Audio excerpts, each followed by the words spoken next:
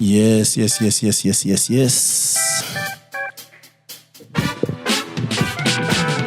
Thank you so much for joining us once again.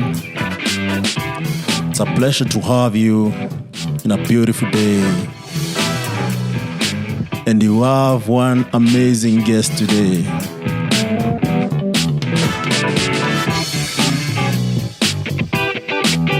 We are blessed to have an accomplished and business service sales and marketing leader with 17 years of experience delivering extensive and successful acquisitions and managing teams, adept at orchestrating the development, presentation, and adaptation of alternative solutions, procedures and services, standards for business transformation, competitive edge, and return on investment, leading dynamic teams in fast-paced markets and displaying the personal drive required to turn business opportunities into revenue growth and profit across both private and public sectors. One and only Paul Angatia. Paul Angatia, how are you? I'm very well, thank you. It's good to have you today. And as we normally start here at our Africa Stalking podcasts, in collaboration with Impact Masters podcasts, we like to know our guests. And not just normal stuff where, you say, I went to this company, I went to this school. No. We want to know, who is Paul Angatia? Where are you born? Where did your life start? Sometimes it's called a trick question. And I used to interview people, we used to call it the most unstructured question you can ever get. Because you need to structure your mind and try and address what is relevant. Yeah. So I could start from when I was born and all these things, the 40 plus years. Yes. But a lot of that might not be very relevant. So I'll try and just stick through to what seems relevant. Born over 40 years ago, as I said. I know men are never shy about their ages. So that's 44 for me. Absolutely. Yeah, the older you are, the better it is for us. It's called wisdom. Born in Kakamega, but moved to Nairobi. I was about 3 years old. Went to school, primary school and secondary school was in Nairobi. Yes. Lavington Primary and Lenana School. Picked up a few things there, rugby, football, basically sports. Athletics, represented Nairobi in 1 or 2 cross-country championships. Yeah. That's in the 90s. So I was a bit of a sports person. Actually, I still run half marathons, try and climb a few mountains here and there. But besides that, I always had a thing about trying to influence people right from primary school and influence them in the right direction. So I had a bit of what you call a posse, a clique. Okay. People used to hang around. One of the advantages I had was that I was quite fast and then I was also very strong. So, boys like crowding around people who can bail them out in fights. So did you influence people and then run, or how did this work? Well, no, not really. So because you said you like influencing people and you're also very fast. So yeah. So I built a bit of a reputation in terms of sticking out for people, getting out of fights, defending people who are, weak. And so I had people who used to hang around me like a team. We had a small, I don't call it a thuggish one because it was a positive one. But we would go into, causing positive chaos where somebody is being bullied, we can get in there and try and sort out things. Where we're trying to influence or impact or get a good thing going. Would force our way through, by just talking to people in the right way and showing a good example. So that meant that I ended up being a prefect in primary school. I was also a prefect in high school, quite senior all the way to fourth form. The reason why we go back from the start is because we have realized, I might say, for instance, I work for Africa Stalking, right? Yes. And what I do, and sometimes that might not make sense if you don't know what influenced my decision to do what I do, where I do it, right? Yes. We've also found people who are entrepreneurs, like you are, and you might never know, maybe they left a very huge, well-paying job to be entrepreneurs. But when you understand, how they were brought up, where they grew up, the experiences of growing up, I've found out over time that actually shapes who we become in the rest of our life. True. And even choosing our purpose. Like you said, you defend people. I will not say, why would you defend people, right? Even this question, where did your life start?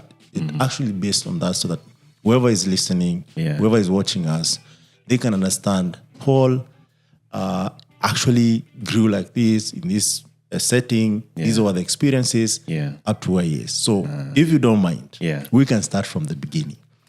I don't know if you guys went to nowadays there's CBC, where people are spending like 3-4 years in before even they join primary school. I'm sure back then it was just nursery, class 1, and then onwards into primary school. So did you go for your nursery school here in Nairobi or back in the village? No, I was privileged that I started off nursery school in Nairobi. My dad was a politician. Okay. Yeah, so... An MP? He was an MP, yes. When I was born, he was an MP at that time. Okay. That is interesting, the way you're putting it. Well, politics is up and down. Okay. So because he used to spend a lot of time in the village, and then he would come to Nairobi for 3 days a week to be in parliament. Okay. So was he an MP in the village or in town? So he was an MP for a village constituency in Kakamega. I see. Yes, and he had to come into Nairobi, of course, for the parliamental days, Tuesday, Wednesday, Thursday. So understandable. And then leave Thursday for the village, and then be in the village Friday, Saturday, Sunday, Monday, and then back to Nairobi on Tuesday. Anyway, those days, not to put it badly, but they used to work. They used to put in a lot of work. And I agree with you. Yeah. Nowadays, people don't work. No. Yeah. People are just having good time here in Nairobi. You can operate in Nairobi for 5 years. And then you go back to the have some cronies there, take your business. Yes. And then go look for votes again. But those days, they had to put in the effort. So I think I grew up in that environment where you would see a lot of selflessness. Is trying to just make a difference in society, do things which will impact lives positively. And I think I picked a bit of that in terms of social entrepreneurship. That's from your father? From my father, yes. Looking at opportunities and seeing how can you make things better? Or if you can't make things better, how can you make things stable enough for those who are there to make things better? So that's where the influence came from? I think so, yes. Oh, I see. Yes, because now there would be a lot of people coming into the house. And those days there were no restrictions. So we'd have people coming from the village and they stay with us in a 3-bedroom house for 2-3 weeks. So you're sharing the house with all these strangers that you really don't know them. But they are constituents. So they are more or less the people who've employed your father. Yeah, so you'll tolerate them. So, whatever you're eating, they eat with you. You have to go to places, they say, they also want to go. So you find a way to take them around town and places like those. But you would see from what they were striving to achieve that there were a lot of gaps in society. And they felt that there's this one channel who's now the MP who could help them actually get through their gaps, make an impact in their lives. If it's taking kids to school, if it's starting a business, if it's supporting farming. And so in just having discussions and talks with them, you'd hear them, complain about very basic things. And you'd understand that, education could make a difference here. This guy just went to school. He would know better how to deal with such a situation. And education helps in everything. Whether it is healthcare, whether it is hygiene, whether it is even just longevity of life. So that was a very strong point for me to understand that the impact of education transcends many other things in society.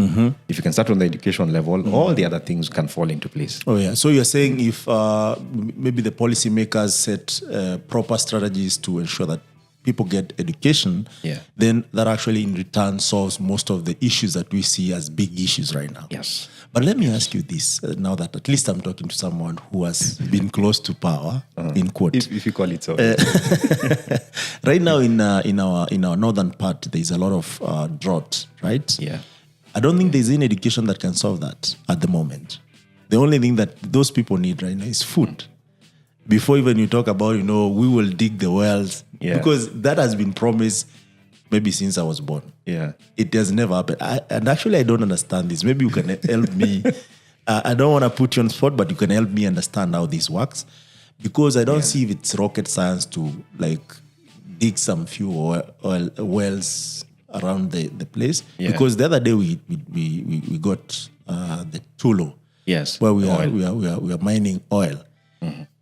Guess what? That is already working. System in place. Yeah. And, I had there a couple of, I don't know how they measure well, but there are a couple of barrels. Barrels of oil. Yes. That are coming from that place. Yeah. Do you mean digging water and oil is I don't understand that, because even when we are, and this actually is common ground for Africans, to be honest. Yes. When during campaigns, leaders would traverse every single corner of this country. Yes. But let's come to where people need help. Like right now, people are dying of, sort out a problem. of anger, right? Yes. It's becoming a whole Kenyan issue. People have to raise funds. Now there are no There's helicopters. no money. There are no helicopters. No four-wheel drives. Our military is not working. And it kills me to know that we can solve some of these problems once and for all if you want. Very true. Yeah. Very true. So the challenge from my perspective, and I'm not perfect. Yeah. I don't know everything, but I know one of the things that has held us back as Kenyans, as Africans, is what you call the big man syndrome. So in the past, what used to happen before we had this new constitution and devolution, if your man was not in power, it was very unlikely that you would find or get any development. Oh, yeah? So the reason why everybody then had to coalesce around this big man and entrench all sorts of weird measures like, monies to drive campaigns. Yeah. Of course, in that way also driving corruption up was because when you're around the big man, you have access to resources. Yeah. Regardless of where you come from. Now, if you are not close to the big man, it's very unlikely that the resources will trickle down to places where the big man doesn't have people. Yeah. So if you are like in Northeastern... So you have to align. Yes. So you need to align. So you have that no choice. The big man can once in a while fly there and hold a rally or a fundraising or something, open a hospital. And then you find people seeing cars for the first time, seeing people drinking water because they've carried water from Nairobi or wherever. Yeah. So the challenge was that in that whole period, whenever people got into areas of or power positions of influence, they went to build themselves instead of building for the community. Okay. You realize that we don't have, it's not like 100% across Kenya that we do not have education. Yeah. Education reached everywhere, in my opinion. Even in those areas you're talking about, Northeastern, and they are educated people. Yes. The challenge we have is that those people got educated, left the village, came to the urban centers or wherever it is, and they realized that problem is too big for me to go and solve. So they went to build their life away from the village completely. And then they'll go in there and take photos once in a while, humanitarian, we need to raise money. But we and have do a drive with the nice cars. Yes. But we have people originating from and those cook areas. chapatis There we go. on the streets. Yes. No, I mean, those people who do that, of course, you're doing the small way you can. It's a hustle, but I think what you're trying to say, or you can correct me if I'm wrong, is that we can do more if we bring the resources together, we are intentional about it. Yes. That this is the problem we want to address. Yes. And if we rally around it, over time it might become an issue. It becomes less and less. I mean, as you say, it is the trickle of the water that breaks the rock. It's not the other way around. You think the rock is tough, but the trickle consistently. Yeah. So if you find somebody who has come from that area, they obviously know what problems are there. Yeah. They can write for you books and books about what issues they are, and they even have ideas on how those issues can be resolved. Yeah. The only place we've now seen that there's a chance is with devolution, because suddenly we are pushing resources down to those villages, whether they like it or not. Aspect about devolution. Yes. It's good that you've brought it up. I've been meaning to have someone think differently. Yeah. And I hear you think differently.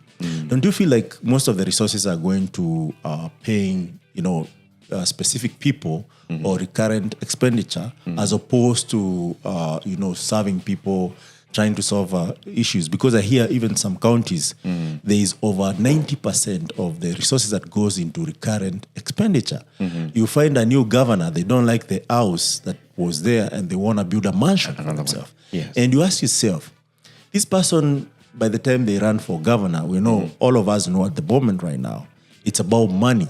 And this person is, the threshold that they have in terms of money for them to run for the office. Yes. You ask them yourself, were they sleeping in the bush before they became governors? And also there's this other issue of employing guys who supported you, which actually beats the logic of devolution, whereby it's supposed to be more of, I'm not saying that you should not reward people who actually were with you in the journey, but we can do it better. So I'm like, maybe when we started about devolution issue before 2010, it was like resources were managed at the national level, which is Nairobi, the capital. But now people wanted resources on the ground. Yes. And someone else actually can argue that if maybe we hire, say, 100 guys, that's money in the pocket for 100 locals. Which is okay. Yeah. But is that the way to develop? Because at the end of the day, there will always be few who actually benefit from this and majority. And again, the alignment comes into play. So maybe in your experience, having being close to to power, do you think there is a better way of doing devolution? Because I don't feel like we should do away with it altogether. Even if we do away with it altogether, there's supposed to be a clear way of getting resources down to the people in that area. It might not be through governor and all these ministries and because it comes as a full-fledged government. Yes. Again, which is redundant when you think about it. So how do you think we can go around this with your experience? Okay, I think when it comes to just utilization of resources, we got a very poor example from central government. Because even in central government, when you look at expenditure, I think we're heading towards maybe 60%. So we operate on debt. So yes, so we trickled everything. We trickled corruption, we trickled misuse, mismanagement. But ideally, our hearts are usually not in the right place, in my opinion, especially with the people who are in the political space. Because like in those marginalized areas, they would understand what is the priority like for Northeastern. Probably water. So we have cattle, we have schools, but water is such a big priority that it should transcend everything else that they're trying to do.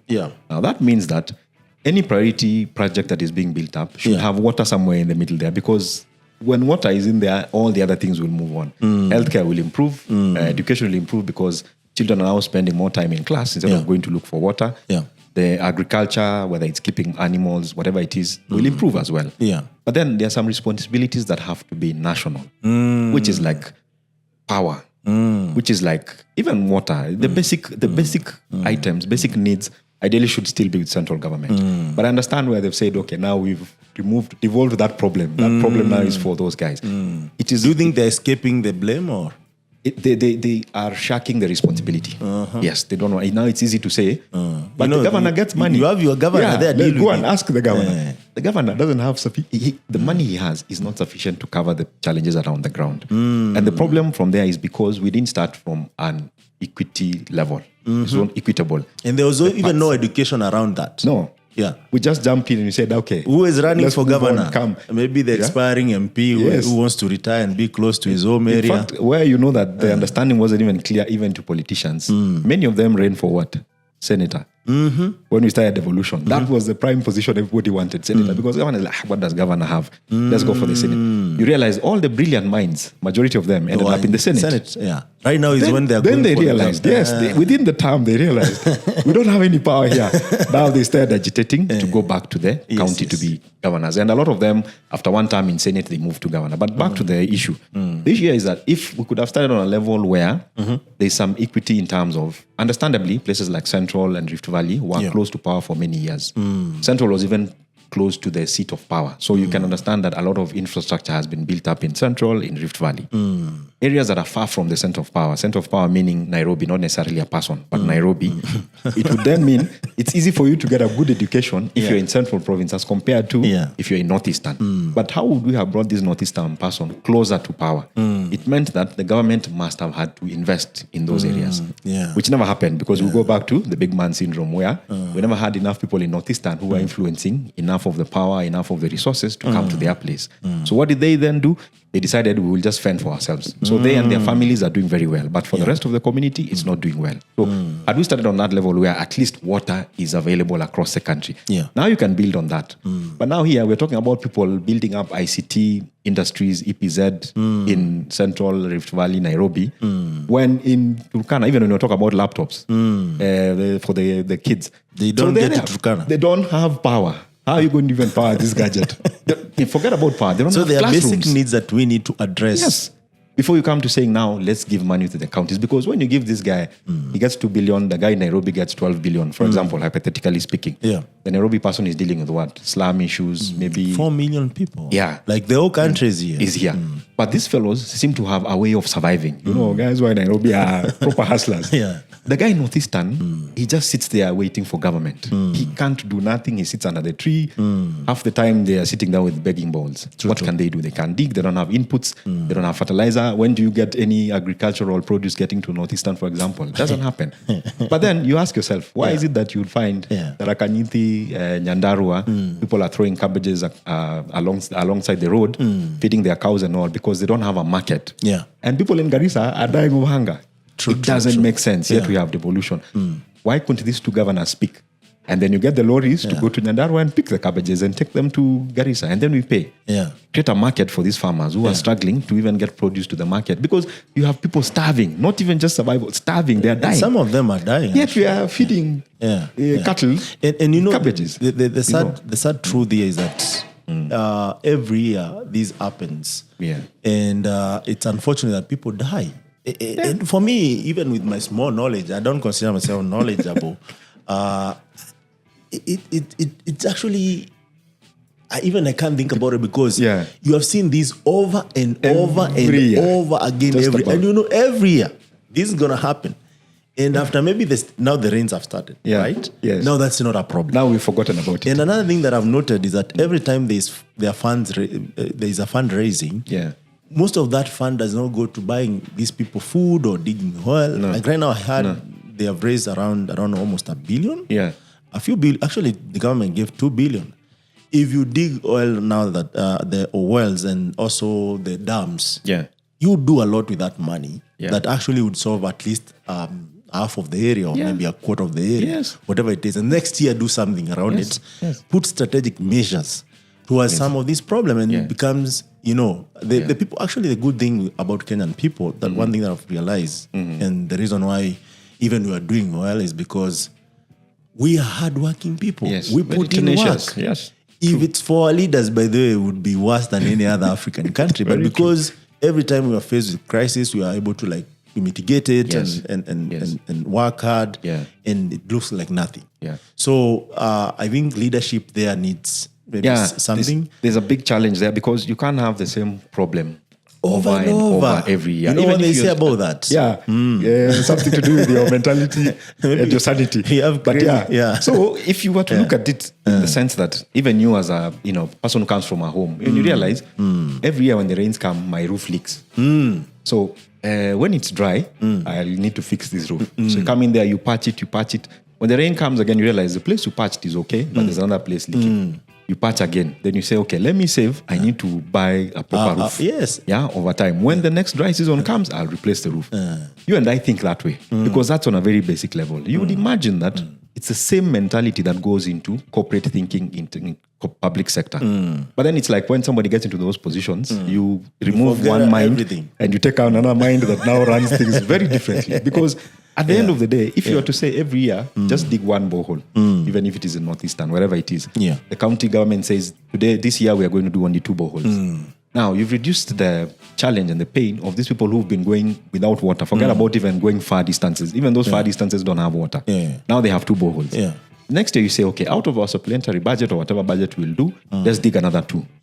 Over time, we've had 10 years of devolution. Yes. Where would we be? You have at least 10 wells, 10 boreholes. Actually, the problem even is not about devolution because this has been there even before devolution. That's very true. And it has been the same problem. Yes. I was in primary school. I used to hear that, Northeastern is not the place to live because it's too hot. Sometimes there's drought. Hardship. And even I think there's affirmative action that is in place to excuse those guys to be admitted in the university when they get lower grades. Yes. But why don't we? But anyway, someone can argue and say one man's problem is another man's business. No, that is very true. And I tend to lead on that side of that's things. What it is. Yeah. If you look at it as you were saying, complaining about the funds that are raised vis-a-vis what gets to the ground, you'll find a very big spend on logistics.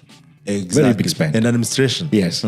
But then, even in those same areas in Garissa, the guys who run the trucks and the lorries and the transportation are locals. Yes. Why can these locals say, we're going to go to Nairobi and pick the food that has been collected and we get the guards that have been provided for?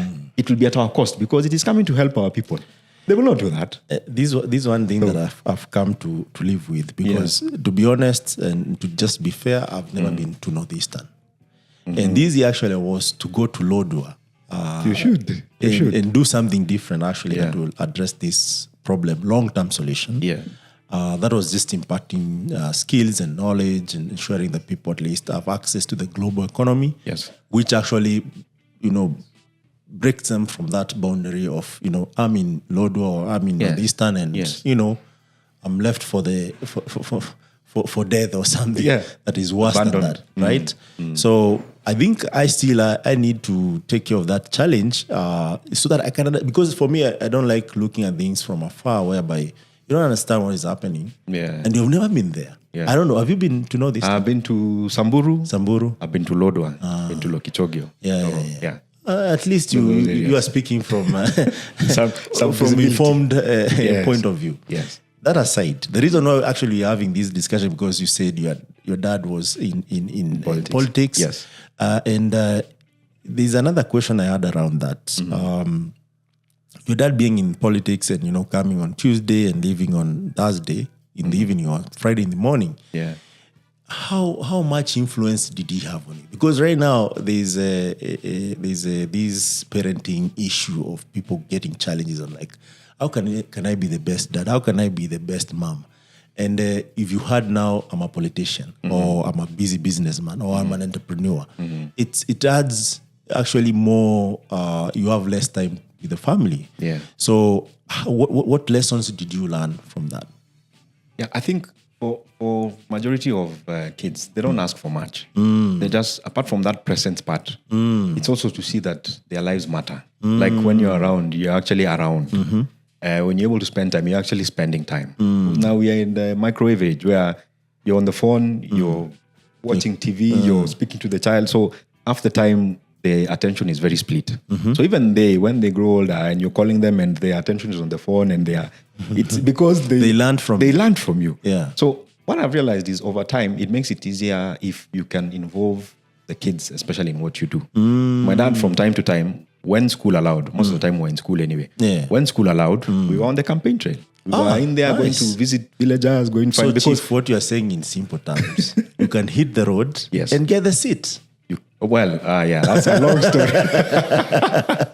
It has never happened. We'll get there. No worries. We'll get there. So anyway, it helped to give visibility on what exactly happens when this guy is not around. Yeah. So what is he doing? And you get to understand if this thing is important to him, it must carry some weight. And then you realize indeed it's because of the impact that it has in society. And even much later in life, I would go to places and somebody like, you're so and so. I remember that he did this, that. Those are not things I would ever have known that he did here and there, because he was not somebody to go announcing the things that he's done. True. But you see the impact that you live in society. So he's a true leader. Those old guys they actually did a lot of work, in my opinion. They did a lot of work. At least those who turned out to work, they actually worked. So if you involve the children early enough, if you're coming to school to work on a Saturday, say, okay, you have a child, say, let's go to work, to the office, they sit around. They'll get bored, of course, but they feel so honored to be given that importance that you can carry them to your workplace, which they know is very important to you. Yes. That's why you're always spending your time there. They're always like, where does this guy go every day? Okay, today he's taking me. Wow, okay. They go tell the kids, their friends in school, hey, my dad took me to the office, he did that, the other. I have 2 daughters, and they'll always do that. When I go to the office with them, they'll tell stories in school. It's an adventure for them. Yes, because a lot of the other dads just go to work. Nobody even knows where this workplace is. That's a great stuff that you've shared here. Yeah, so it's difficult for them to align. When you hear dad is having challenges at work, you're wondering, what is work anyway? What is that work thing?